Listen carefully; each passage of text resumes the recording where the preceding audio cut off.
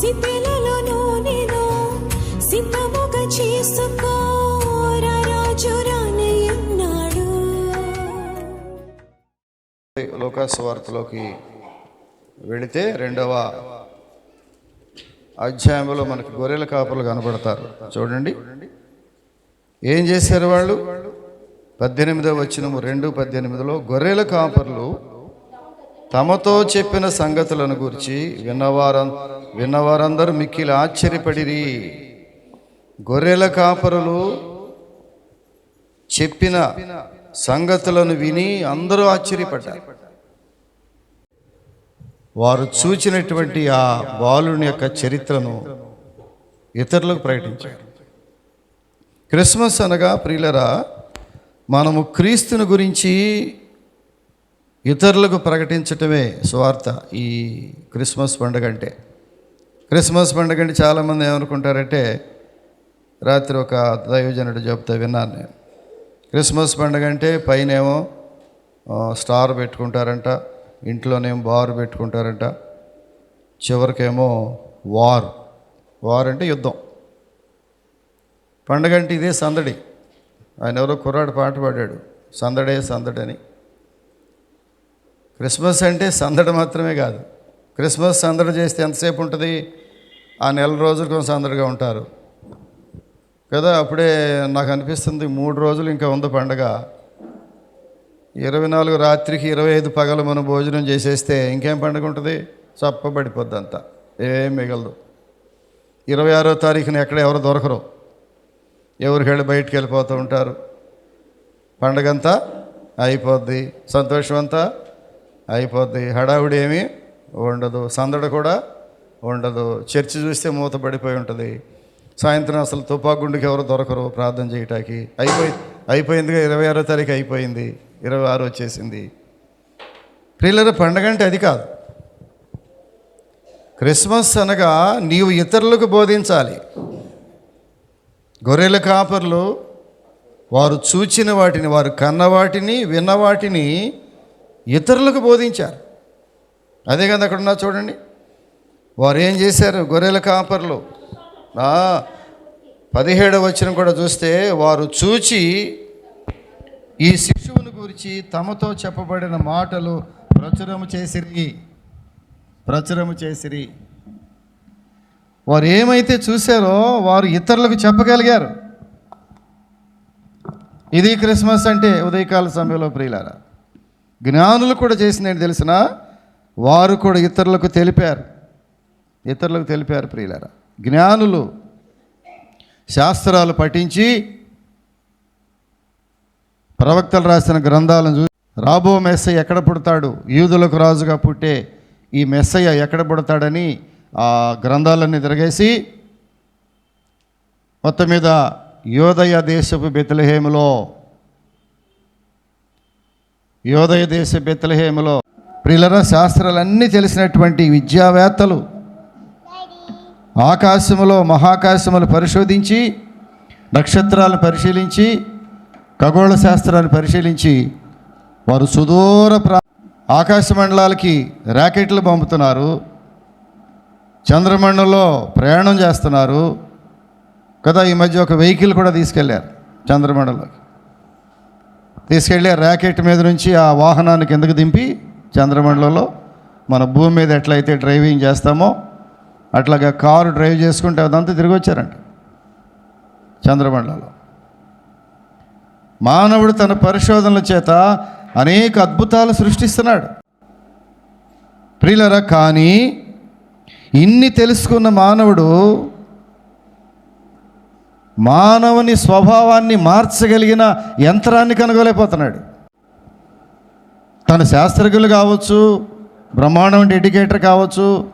ఇక్కడ చూసినట్లయితే ఈ జ్ఞానులు వారి జ్ఞానమును సరిపోదనుకుని అసలు జ్ఞానం ఎక్కడుందంటే క్రీస్తుని కనుగొనటే జ్ఞానము.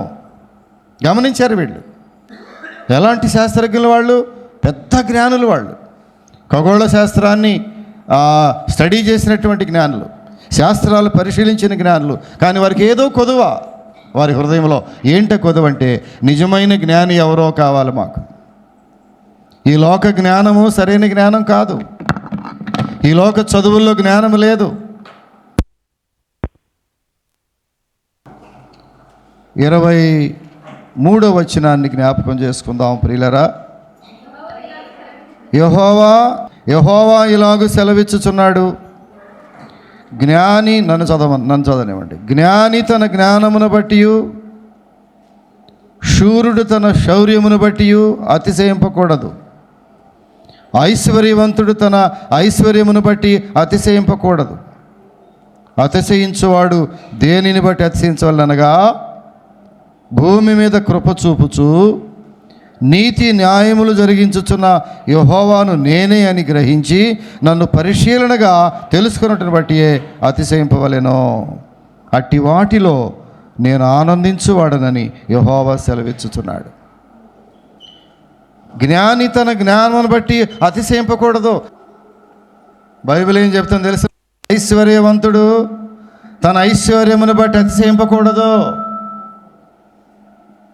అని ముగింపులో ఆమె ప్రార్థన ఏం చేసిందంటే, ప్రభువా మాకు ఏది ఉన్నా అవన్నీ మాకు మీరిచ్చిందే, మాకు ఏది ఫలానా ఉంది అని అనుకుంటే ఈ రోజున అది మీరిస్తే మేము పొందుకున్నదే తప్ప మా అంతటికి మేము సంపాదించుకున్నది కాదు ప్రభువా. ఈ మనసు నీకు బ్రతికున్నంతకాలం ఉంటే నీలో గర్వం రాదు. చప్పట్లు కొట్టాలి అందరూ ఒకసారి. దేవుడు నీకు ఒక మంచి గృహం ఇస్తే, ఈ గృహం ప్రభువు నాకు ఇచ్చాడు. ఐశ్వర్యవంతుడు తన ఐశ్వర్యమును బట్టి అతిశయింపకూడదు. బైబిల్ తేటగా చెప్తా ఉంది. ఒకవేళ అతిశయం వచ్చిందో అవుట్. 5 నిమిషాలే. దేవుడు ఇచ్చిందని తీసేసుకోవటానికి ఎంతో సమయం పట్టదు. చాలా జాగ్రత్తగా ఉండాలి, చాలా జాగ్రత్తగా ఉండాలి. దేవుడు నిన్ను దీవించటం ప్రారంభిస్తే చాలా ప్రమాదం కదా. ఆశీర్వాదమే ప్రమాదం. ఆశీర్వాదాలు ఎక్కువైనా ప్రమాదమే. దేవుడిని మర్చిపోతామేమో. దావీదు భక్తుడు ప్రార్థన చేశాడు, ప్రభువా నాకు చాలినంత ఆహారమే పెట్టు, నాకు ఎక్కువగా పెట్టి నేను ఎక్కువగా తినేసి నిన్ను మర్చిపోతానేమో ప్రభువా. ప్రభువా నువ్వు ఎవరు అంటానేమో. చాలాసార్లు మనం ప్రభువుని నువ్వెవరివి అనే స్థితిలోకి వెళ్ళిపోతున్నామేమో. జాగ్రత్తగా చూసుకోవాలి. ఈ సంవత్సరపు చివరి దినాల్లో నీవు అభివృద్ధి చెందుతున్న కొలది నువ్వెంతగా తగ్గించుకుంటావో అదే ప్రభువు చూస్తాడు నేను. జ్ఞాని తన జ్ఞానమును బట్టి కానీ, ఐశ్వర్యవంతుడు తన ఐశ్వర్యం బట్టి కానీ అతిశయింపకూడదు. ఎవరిని బట్టి అతిశయించాలి మనము? చూడండి, భూమి మీద కృప చూపుచు నీతి న్యాయములు జరిగించుచున్న యెహోవాను నేనే అని గ్రహించి నన్ను పరిశీలనగా తెలుసుకుంటూ బట్టి ఒక మనుషుడు అతిశయించాలి. ప్రభువా నీవు నీతి న్యాయములు కలిగిన దేవుడవు.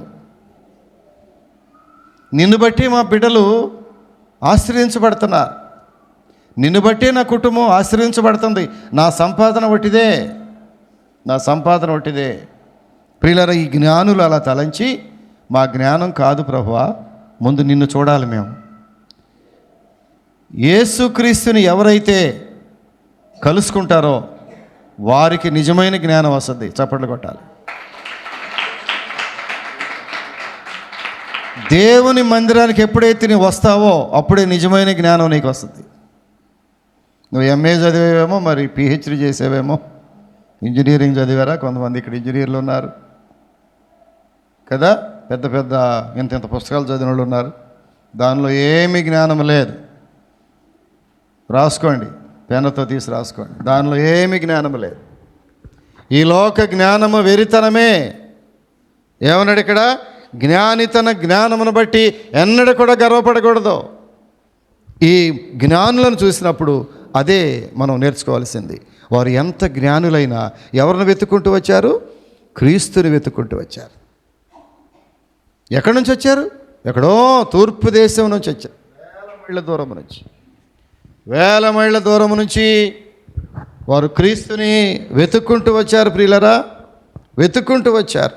అవును, క్రీస్తుని కనుగొనటమే నిజమైనటువంటి జ్ఞానం. ప్రియులరా, ఎంత జ్ఞానము సంపాదించినా ఈ లోకంలో నీవు పరలోక రాజ్యానికి చేరలేవు.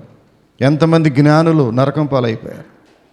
ఎంతమంది జ్ఞానులు మట్టిలో కలిసిపోయారు, ఎంతమంది ఐశ్వర్యవంతులు, కోటీశ్వరులు, కోట్లకు పడగలెత్తినటువంటి వారు మట్టిలో కలిసిపోయారు. భారతదేశం నాది అనుకుని విర్రవీగిన వారు మట్టిలో కలిసిపోయారు. ఈ పట్టణం మాది అనేటటువంటి గర్విష్ఠులు ఏమైపోయారు? అడ్రస్ లేకుండా పోయారు, కనుమరుగైపోయారు. వారి పేర్లు కూడా తుడిచివేయబడినాయి. వారి అడ్రస్ లేదు, వారి పేర్లు జ్ఞాపకంలోకి రాలేదు. ప్రియులరా చూడండి, క్రీస్తుని ఎవరైతే తెలుసుకుంటారో వారు జ్ఞానులు. ప్రియులరా, యెహోవాయందు భయము జ్ఞానం అన్నాడు బైబిల్. యెహోవాయందు భయభక్తులే జ్ఞానమునకు మూలము. బైబిల్ చదవటమే జ్ఞానము. నీవు మోకరించి ప్రార్థన చేయటమే జ్ఞానము. అందులో నుంచి దేవుడు జ్ఞానాన్ని ఇస్తాడు. ఆ జ్ఞానమే కానీ యూనివర్సిటీలోనో కాలేజీలోనో చదివే జ్ఞానము అది జ్ఞానం కాదు ప్రియులారా. బైబిల్ తేటగా చెప్తా ఉంది. అందుకే ఈ జ్ఞానులు ఎంత జ్ఞానులైనా వారు క్రీస్తుని వెతుక్కుంటూ వచ్చారు. వారి జ్ఞానం ఒట్టిదే అని తెలుసుకున్నారు. మేము ఖగోళ శాస్త్రం చదివాము, నక్షత్రాలు తెలుసు మాకు, సూర్యచంద్రులు తెలుసు మాకు, అన్నీ కూడా కూలంకుషంగా చదివాము, మమ్మల్ని జ్ఞానులు అన్నారు అని దాంతో సరిపెట్టుకోకుండా క్రీస్తుని వెతుక్కుంటూ వచ్చారు ప్రియులారా. ఆ వచ్చినటువంటి వారు ఏం చేశారు తెలిసిన? వారు క్రీస్తుని ఆరాధించి ఏం చేశారు? వారు ఆరాధించారు, సాగిలపడ్డారు క్రీస్తుకి. వారి జ్ఞానాన్ని పక్కన పెట్టి క్రీస్తు సన్నిధిలో సాగిలపడ్డారు ప్రియులారా. నేను ఫెలోషిప్లో మారుమనసు పొందినటువంటి దినాల్లో ప్రియులారా, సూర్యనారాయణ గారు నన్ను ప్రభువులోకి నడిపించినప్పుడు, గొప్ప దైవజనుడు ఆయన, ఒకరోజు నేను మెడ్రాస్ నన్ను రిట్రీట్కి తీసుకెళ్ళారు. మెడ్రాస్లో ప్రతి సంవత్సరం రిట్రీట్ జరుగుద్ది. నుంగంబాకం, మెడ్రాస్ నుంగంబాకంలో ప్రతి సంవత్సరం రిట్రీట్ జరుగుతుంది.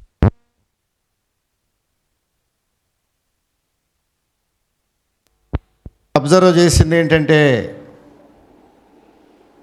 అంత హైలీ ఎడ్యుకేటెడ్, ఫెలోషిప్లో అంత హైలీ ఎడ్యుకేటెడ్ ఉంటారు. చాలా పెద్ద పెద్ద విద్వాంసులు, బాగా చదువుకున్నవాళ్ళు.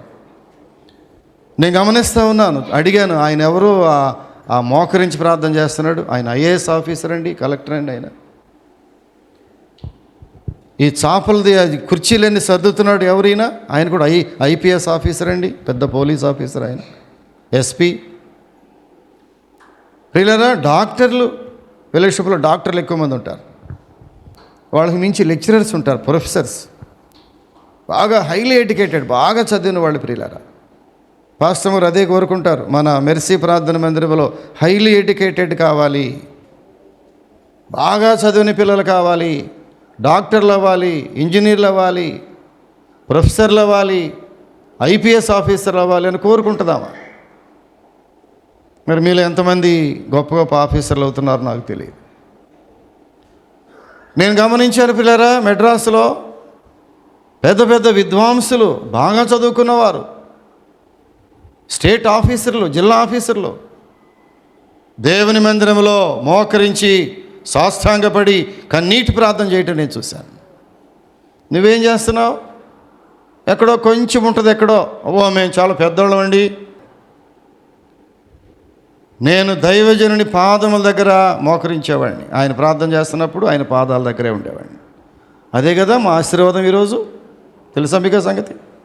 ఈ ఆశీర్వాదం ఎక్కడి నుంచి వచ్చింది? దైవజనుల పాదముల దగ్గర నుంచి వచ్చింది ప్రియులారా. చప్పట్లు కొట్టండి దయచేసి. జ్ఞాని తన జ్ఞానమును బట్టి అతిశయించవద్దు. నేను జ్ఞానిని కదా, బాగా చదివాను కదా, మేము పెద్ద కుటుంబం కదా, మాది గుడివాడలో, మేము ఐశ్వర్యవంతులం కదా, డబ్బు కలిగిన వారం కదా, పలుకుబడి ఉంది కదా, మాకు పవర్ ఉంది కదా చేతిలో, అదంతా కూడా వ్యర్థమే అనే సంగతి నీవు తెలుసుకున్న రోజున చాలా పశ్చాత్తాపడతావు. ఒకరోజు తెలుస్తుంది నీకు, ఇదంతా వ్యర్థమే కదా. దేవుడు ఏదో కొంచెం ఇస్తాడు నీకు, దాన్ని చూసి అబ్బో మందిరంకి ఎక్కడ వెళ్తామండి, ఆదివారం మందిరంకి వెళ్ళే టైం ఎక్కడదండి మాకు, మా బిజీ షెడ్యూల్లో ఆదివారం టైం ఉందా మాకు? ప్రియులారా, దేవుడు ఎంత సమయం నీకు ఇస్తున్నాడు, ఎన్ని గంటలు, ఎన్ని దినములు, ఎన్ని సంవత్సరములు నీ తల మీదుగా గతించిపోతున్నాయి. 2025 కూడా వెళ్ళిపోతుంది. ఎంత విచారం ప్రియులారా. గర్వించటానికి కానీ అహంభావానికి కానీ చోటు ఉందా దేవుని సన్నిధిలో? లేదు కదా. ఎంతో మంచి విలువైన వస్త్రాలు మాకు దేవుడు ఇస్తూ ఉంటే ప్రతిసారి నేను దేవుని సన్నిధిలో ప్రార్థన చేస్తూ ఉంటాను. ప్రియులారా, ప్రతి విషయంలోనూ దేవుని స్తుతించడం నేర్చుకోగలిగితే మన ఐశ్వర్యంలోనూ మన లేమిలోనూ ప్రభుని స్తుతించాలి. మనం ఐశ్వర్యవంతుడు తన ఐశ్వర్యమును బట్టి అతిశయింపకూడదు. నీ వ్యాపారస్తుడు అయితే ఆ వ్యాపారంలో వచ్చే లాభముల చేత దేవుని మహింపరచు. నీ ఉద్యోగస్తుడు అయితే నీ ఉద్యోగాన్ని బట్టి దేవుని మహింపరచు. నువ్వు ఒకవేళ సోషల్ వర్కర్ అయితే, రాజకీయ నాయకుడు అయితే నీ సర్వీస్ని బట్టి దేవుని మహింపరచు. ఆ పవర్ ఎంతో కాలం ఉండదు, ఐశ్వర్యం ఎంతో కాలం ఉండదు, ఆరోగ్యం ఎంతో కాలం ఉండదు. ఈ లోక నటన గతించుచున్నది అంటాడు బైబిల్లో. ఈ లోక నటన గతించుచున్నది. ఈ లోక నటన పర్మనెంట్ కాదు. ఏదో ఒక రోజు దాన్ని ఫుల్ స్టాప్ పెట్టాల్సి ఉంటుంది. ఆ ఫుల్ స్టాప్ పెట్టిన రోజున నీవు గగ్గోలు పెట్టి ఏడవలసిన పరిస్థితి వస్తుంది. దానికి ముందే ప్రభువా నాలో ఉన్న అతిశయం తీసివేయి, నాలో ఉన్న గర్వం తీసివేయి కదా. అదృష్టవశాత్తు మా మెర్సీ ప్రార్థన మందిరంలో గర్విష్ఠులు లేరు. ఉన్నారు ఎవరన్నా? ఇంకెవరైనా ఉన్నారా గర్విష్ఠులు? లోపల తెలియకుండా పశ్చాత్తాపడదాం ప్రియులారా. ప్రభువా నన్ను నేను నీ సన్నిధిలో తగ్గించుకోవటం నేర్పించు. ఈ నూతన సంవత్సరాలకు వెళ్ళబోతున్నాం 2026లో. ప్రభువా నాకు ఒక మంచి మనసు ఏంటంటే తగ్గించుకునే మనసు. నాలో ఉన్న కొంచెం అతిశయం ఏదన్నా ఉంటే దాన్ని తీసి పక్కన పడేస్తున్నాను. నాలో దాగి ఉన్న గర్వం ఇంకేమైనా మిగిలి ఉంటే అది కూడా తీసి పక్కన పడేస్తున్నాను ప్రభు. 2026 సంవత్సరానికి నన్ను ఒక నూతనమైన వ్యక్తిగా, ఫ్రెష్ క్యాండిడేట్గా అన్నీ విడిచిపెట్టేసి నీకు ఆయాసకరమైన మార్గం ఏదైనా నాలో ఉంటే దాని అంతటినీ పక్కన పెట్టేస్తా. తీర్మానం చేసుకోగలవా నువ్వు? భయమా? తీర్మానం చేసుకోగలవా? తీర్మానం చేసుకుంటే నీ ఆశీర్వాదాన్ని ఎవరు కాదనలేరు. ఆశీర్వాదానికి పునాది ఏంటో తెలిసినా నీ తగ్గించుకునే స్థితే. ఎవడు దీనుడైన మాట వింటాడో, మాట వినటానికి దీనత్వం కావాలి. గర్విష్ఠుల మాట వినలేరు. ఈ వాక్యం బోధిస్తున్నానంటే ఈ వాక్యం ఎవరి కొరకు? నీ కొరకే. ఏం చేయాలి? నీవు వాక్యాన్ని వినాలి. ఈ వాక్యం బోధించేటప్పుడు అటు ఇటు వెళ్ళిపోయి అటు తిరిగి వాక్యం ఎవరికిది? వాక్యం ఎవరికి? నీ కొరకే. వాక్యం బోధిస్తున్నప్పుడు దేవుని మందిరంలో ఉండటం నేర్చుకోవాలి. వాక్యం బోధిస్తున్నప్పుడు వేరే పనికి వెళ్ళకూడదు. కారణం ఏంటి తెలిసినా? ఈ వాక్యము నిజమైన వాక్యము, శక్తివంతమైన వాక్యము, దేవుని మాటలతో కూడిన వాక్యం ఇది. బైబిల్లో నుంచి చెప్పబడిన వాక్యం ఇది. మనుషులు వల్లించే మాటలు కాదు. ఎందుకంటే ఇది నీ కుటుంబానికి ఉపయోగపడుతుంది. ఈ మాటలు ఏం చేయాలి? ఇప్పుడు ఆదివారం వాక్యాన్ని ఎక్కడ కూర్చొని వినాలి? మందిరంలో కూర్చొని వినాలి. అంతే తప్ప ఈ సమయాన్ని అటు ఇటు పాడు చేసుకుని అటు ఇటు తిరిగి. జ్ఞానులు వారు జ్ఞానుడైనటువంటి క్రీస్తుని వెతకటం ప్రారంభించారు. వారి జ్ఞానం చాలదని గ్రహించారు ప్రియులారా. వారు ఏం చేశారు? ఈ క్రీస్తుని అనేకులకు ప్రకటించారు. 2025 సంవత్సరంలో ఈ జ్ఞాని అయినటువంటి క్రీస్తు ప్రభుని ఎవరికైనా ప్రకటించినట్టుగా ఏమైనా ఆధారం ఉందా నీ జీవితంలో? ఎవరికైనా ప్రకటించావా? చాలా కఠినమైపోతున్నావు నీవు. చాలా కఠినమైపోతున్నావు ప్రియులరా. దేవుని మాటలు ప్రకటించాలి. జ్ఞానులు క్రీస్తుని ఆరాధించి ఏం చేశారంట? వారు హేరోదు రాజు చెప్పినటువంటి మార్గమును విడిచి వేరొక మార్గంలో వెళ్ళారు. హేరోదు దగ్గరికి వెళ్తే ఈ జ్ఞానులు చంపేసేవాడే హేరోదు రాజు. ఎందుకని? యూదులకు రాజుగా పుట్టాడు కాబట్టి. హేరోదు యూదులకు రాజు. అక్కడ ఆ రాజు పెరిగితే నేను సరిపోతానని చెప్పేసి ఆ హేరోదు రాజు ఈ యొక్క జ్ఞానులను చంపేయటానికి సిద్ధపడ్డాడు. క్రీస్తునే చంపేయటానికి సిద్ధపడ్డాడు. క్రీస్తు ఎక్కడున్నాడో చెబితే అక్కడే చంపేసేవాడు హేరోదురాజు. ఇప్పుడు జ్ఞానులు ఏం చేశారంటే వేరొక మార్గమున దేవుని చేత బోధింపబడిన వారై వారు మరి ఒక మార్గమున తమ దేశములకు తిరిగి వెళ్ళి అక్కడ క్రీస్తుని ప్రకటించారు. ప్రియులరా, ఈ డిసెంబర్ మాసంలో అనేక చోట్ల మనం క్రీస్తుని ప్రకటించాం. ఈ మాసం అంతా మనము సువార్త ప్రకటించాం దేవుని కొరకు. గొంతు బాగున్నా బాగపోయినా, ఆరోగ్యం బాగున్నా బాగపోయినా, ప్రతిరోజు ఎక్కడో చోట సువార్త ప్రకటించే కృప దేవుడు మనకి ఇచ్చాడు. చప్పట్లు కొట్టాలి ఒకసారి. క్రీస్తుని ప్రకటించాలి, క్రీస్తుని అనేక మందికి తెలియపరచాలి. ఈ జ్ఞాని అయినటువంటి క్రీస్తుని, రక్షకుడైన క్రీస్తుని నీవు కొంచెం కిందో మంచం కిందో పెట్టి దాయలేవు. నీవు క్రీస్తుని ఇంట్లో దాస్తున్నావు. నీవు దాయకూడదు సహోదరుడా, దాయకూడదు. క్రీస్తుని ప్రకటించారు వీళ్ళు, ఆరాధించి క్రీస్తుని ప్రకటించారు. ప్రియులరా, ప్రకటించారు. అందుకే మార్కు సువార్తలు అంటాడు 16-15 అంటాడు చూడండి, మీరు సర్వలోకమునకును వెళ్ళి సర్వ సృష్టికి సువార్తను ప్రకటించుడి. ఈ బెత్లెహేములో పుట్టినటువంటి బాలుడైన క్రీస్తు, అతడు పెరిగి పెద్దవాడై అనేక మంది రోగులను స్వస్థపరిచి పరలోక రాజ్యం గురించి బోధించి ప్రాయశ్చిత్త బలిగా తనను తాను సిలువలో నీ కొరకు బలి అర్పణగా అర్పించబడి మరణించి సమాధి చేయబడి 3వ దినమున పునరుద్ధానుడిగా లేచి ఆరోహణమై వెళ్ళిపోయాడు. ఆ ఆరోహణమైపోయినటువంటి దేవుడే ఏం చేశాడు తెలిసిన? అపోస్తుల కార్యానికి వెళదాం చూడండి, 1వ అధ్యాయం 9-11 వచనాలు. అపోస్తుల కార్యములు 1వ అధ్యాయము 9వ వచనం చూసినట్లయితే, ప్రియులరా, మీ యొద్ద నుండి పరలోకమునకు చేర్చుకోబడి యేసే ఏ రీతిగా పరలోకమునకు వెళ్ళటం మీరు చూచితురో ఆ రీతిగానే మేఘారూఢుడై రానయ్యున్నాడు.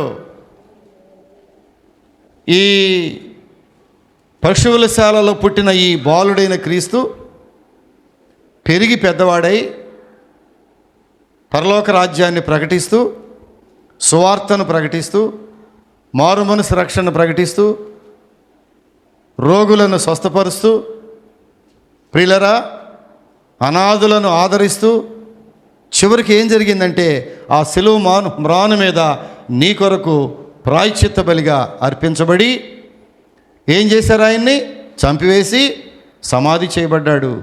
3వ దినమున లేపబడ్డాడు. లేచినటువంటి క్రీస్తు 500 మంది కనబడ్డాడు. చివరికి ఏం జరిగింది? అపోస్తల కార్యం 1వ అధ్యాయం 9లో ఆయన ఆరోహణమై తండ్రి యొద్దకు చేరాడు. ఆరోహణమై పరలోక రాజ్యాన్ని కొనిపోబడిన ఈ క్రీస్తే మరొక రోజున రాబోతున్నాడు మేఘారూఢుడిగా రాబోతున్నాడు. బైబిల్ ఏం చెప్తుందంటే ఆయన రెండవసారి వచ్చే ముందు ప్రపంచమంతా క్రీస్తుని తెలుసుకోవాలి. ఈ బాలుడైన క్రీస్తు పరలోకంలోకి వెళ్ళిపోయి ఎక్కడి నుంచి వచ్చాడు? అక్కడి నుంచే వచ్చాడు. ఎక్కడి నుంచి వచ్చాడో అక్కడికి వెళ్ళిపోయాడు. క్రీస్తు లేడు ఇక్కడ, పరిశుద్ధాత్మ ఉన్నాడు ఇప్పుడు ఇక్కడ. క్రీస్తు ఎవరైతే పంపారో తండ్రి, ఆ తండ్రి యొద్దకు మరలా వెళ్ళిపోయాడు.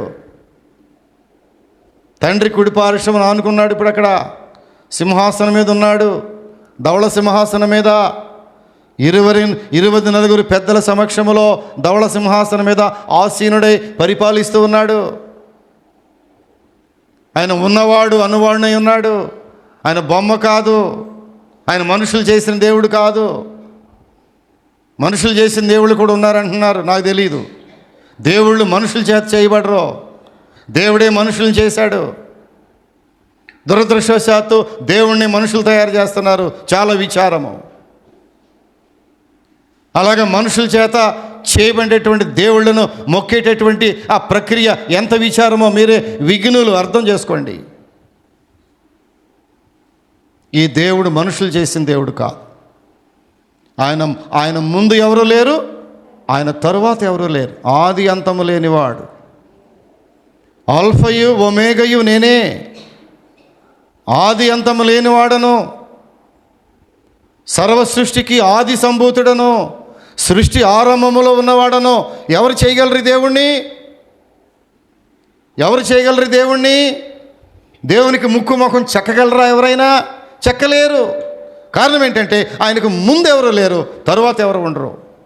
ఆయనే ఆది సంభూతుడు. చప్పట్లు కొట్టొద్దు ఇప్పుడు అంత మంచి దేవుడికి.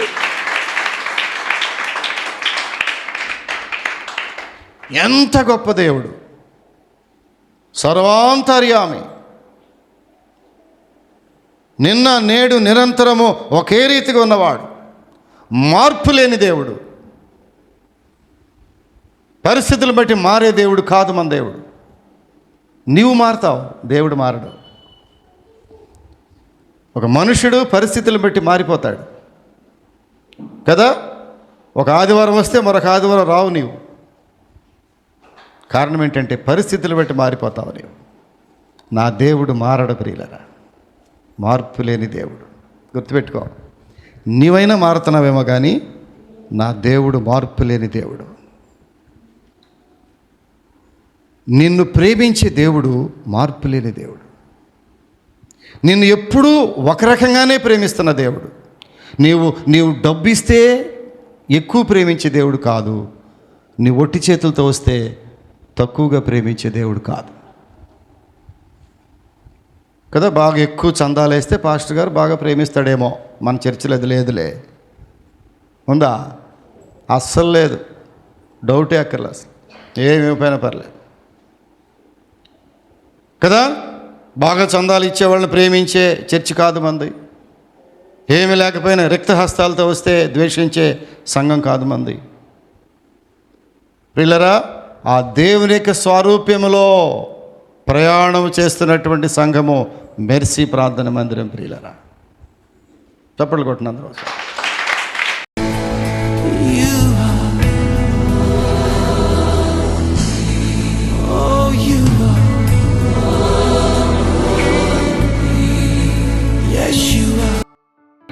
పరిశుద్ధుడా, ప్రేమ కలిగిన స్వామి, క్రిస్మస్ పండుగ అనగా బాలుడైన క్రీస్తుని తెలుసుకోవటం మాత్రమే కాదు, నీవు మహాజ్ఞానివి. నిన్ను తెలుసుకోవటమే జ్ఞానం ప్రభువా. నీవు లేకుండా మనిషి జ్ఞానం లేదు. అందుకే జ్ఞానులు వెతుక్కుంటూ నిన్ను వచ్చారు. వాళ్ళ జ్ఞానాన్ని పక్కన పెట్టి జ్ఞాని అయినటువంటి క్రీస్తుని వెతుక్కుంటూ వచ్చి ప్రభువా నీకు సాగిలపడ్డారు, నిన్ను పూజించారు, బంగారమును సాంబ్రాణి బోళములు అర్పించారు. ఎంత గొప్ప జ్ఞానివి నీవు. మా జ్ఞానం ఏ పాటిది? జ్ఞాని తన జ్ఞానమును బట్టి కానీ, ఐశ్వర్యవంతుడు ఐశ్వర్యం బట్టి కానీ అతిశయించవద్దన్నావు తండ్రి. కనుక మిమ్మల్ని బట్టి మేము అతిశయిస్తున్నాం ప్రభువా. మా బిడ్డల వాక్య విన్నారు, ముద్ర వేయండి ప్రభువా. వాళ్ళు తిరిగి వెళ్ళి నేను ఎలా ప్రకటించారో, గొర్రెల కాపర్లు తిరిగి వెళ్ళి వారు కన్నవాటిని విన్నవాటిని అనేక మందికి ప్రచురం చేసినట్టుగా మీరు సర్వలోకమునకు వెళ్ళి సర్వ సృష్టికి సువార్త ప్రకటించమన్నావు ప్రభువా.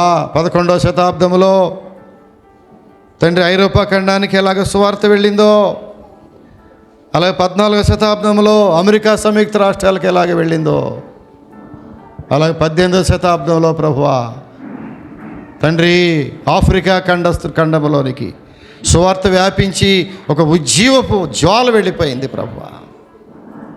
తండ్రి ఈ చివరి దినాల్లో ప్రభువా ఆసియా ఖండానికి సువార్త వచ్చింది. దైవ సేవకుల చేత ఆసియా ఖండంలో సువార్త ప్రకటించబడుతూ ఉంది. అటు చైనా దేశంలో, ఇటు రష్యా దేశంలో, ఇటు భారతదేశంలో, నేపాల్లో, ఈ యొక్క చుట్టుపక్కల ప్రాంతాల్లో అనేక దేశములు ఉండగా ప్రభువా ఈ దేశములన్నిటిలో సువార్త ప్రకటించబడాలి ఈ సంవత్సరం తండ్రి. మా దేశంలో ముఖ్యంగా ప్రభువా, మా రాష్ట్రంలో, మా పట్టణాల్లో సువార్త ప్రకటించబడాలి. ఆ సువార్తను మేము మోసుకుని వెళ్ళాలి ప్రభువా. మా బిడ్డలందరూ సువార్తను మోసుకుని వెళ్ళి మొట్టమొదటిగా మా కుటుంబాల్లో సువార్తను ప్రభువా వెదజల్లేటటువంటి కృప మాకు దయచేయండి. మా అన్నదమ్ములు, మా అక్క చెల్లెళ్ళు, మా రక్త సంబంధులు, మా బిడ్డలు, ముఖ్యంగా మా సంతానము క్రీస్తుని ప్రకటించేటట్టుగా ఉండాలి. అటువంటి కృప మా బిడ్డల మీదకి దయచేయండి. విన్న వాక్యానికి ముద్ర వేసి కృప చూపించమని యేసు నామమున అడుగుచున్నాము తండ్రి. ఆమేన్, ఆమేన్.